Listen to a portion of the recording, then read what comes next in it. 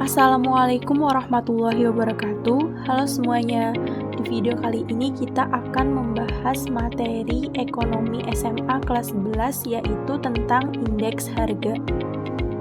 Nah, sebelum kita mengetahui lebih lanjut mengenai indeks harga, maka kita harus tahu terlebih dahulu pengertian dari indeks harga sendiri.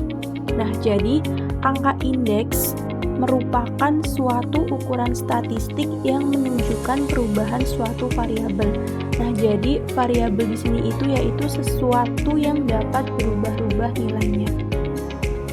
Kemudian ada macam-macam indeks. Nah, macam-macam indeks terbagi menjadi 3. Yang pertama yaitu angka indeks harga, yang kedua angka indeks jumlah, dan yang ketiga angka indeks nilai. Nah, untuk angka indeks harga sendiri yaitu angka yang menunjukkan perubahan harga barang-barang dari waktu ke waktu. Nah, harga yang berlaku di pasar ini itu merupakan indeks dari harga konsumen. Kemudian angka indeks jumlah merupakan indikator yang menunjukkan banyaknya barang sejenis atau sekelompok barang yang diproduksi. Dan yang terakhir yaitu angka indeks nilai, merupakan angka yang dapat dipergunakan untuk mengetahui nilai mengenai barang yang sejenis atau sekumpulan barang dalam jangka waktu yang diketahui. Kemudian tujuan dari perhitungan indeks harga sendiri yaitu yang pertama untuk menentukan kebijakan harga bagi pemerintah pada masa yang akan datang. Terus tujuan yang kedua yaitu untuk membandingkan tingkat kemajuan ekonomi suatu negara, dan yang terakhir yaitu untuk membandingkan tingkat kemajuan ekonomi suatu negara.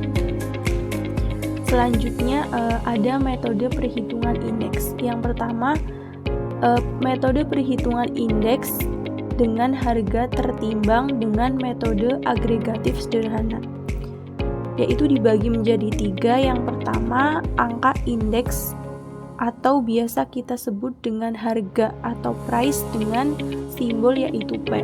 Rumusnya sendiri yaitu IP sama dengan sigma PN dibagi sigma P0 dikali 100 dengan keterangan sendiri.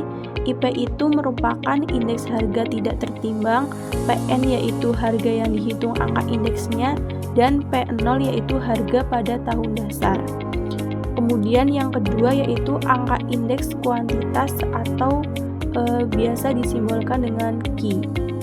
Nah, untuk rumusnya sendiri yaitu Q sama dengan sigma Qn per sigma Q0 dikali 100, yaitu Q sendiri itu melambangkan indeks kuantitas tidak tertimbang, Qn sama dengan kuantitas yang dihitung, dan Q0 yaitu kuantitas pada tahun dasar. Kemudian yang terakhir yaitu angka indeks berdasarkan nilai atau value, biasa disimbolkan dengan V. Nah, untuk rumusnya sendiri yaitu IV sama dengan sigma PN dikali Qn per sigma P0 dikali Q0 dikali 100. Nah, kemudian kita selanjutnya akan membahas tentang angka indeks tertimbang. Nah, untuk pengertiannya sendiri, indeks tertimbang itu memberikan bobot yang berbeda terhadap setiap komponen. Nah, hal ini itu karena pada dasarnya itu setiap barang dan jasa itu mempunyai tingkat utilitas atau manfaat dan kepentingan yang berbeda. Nah, angka indeks tertimbang ini itu juga ada rumusnya tersendiri yang kita biasa memiliki 5 metode perhitungan. Yang pertama ada metode Laspeyres, yang kedua ada metode Pasche, yang ketiga ada metode Drobis and Bowley, dan yang keempat ada metode Irving-Fisher, dan yang kelima ada metode Marshall-Edwards. Kemudian kita ke latihan contoh soal.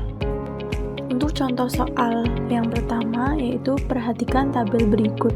Ada nama barang A, B, C, D kemudian harga tahun pada 2015, dan harga tahun pada 2017. Pertanyaannya yaitu, berdasarkan data pada tabel, maka angka indeks harga tahun 2017 dengan tahun dasar 2015 adalah. Nah, untuk pembahasannya yaitu, maka kita menggunakan rumus IP atau indeks harga price sama dengan sigma PN per sigma P0 kali 100%.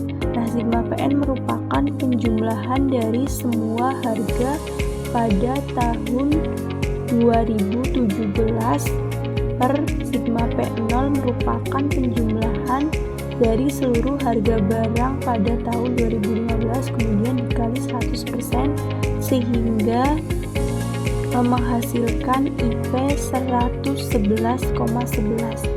Nah, kemudian kesimpulannya jadi indeks harga pada tahun berjalan adalah 111,11. Kemudian untuk contoh soal kedua, teman-teman bisa mengerjakan secara mandiri untuk latihan.